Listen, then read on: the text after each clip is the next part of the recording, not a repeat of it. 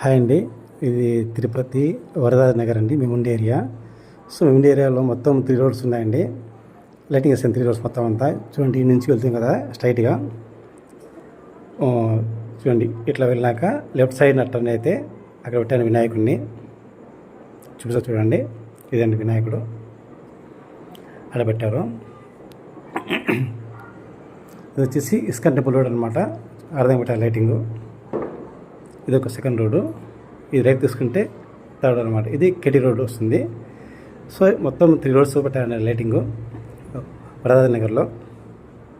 చూడండి, చివరి దాకా ఉందండి.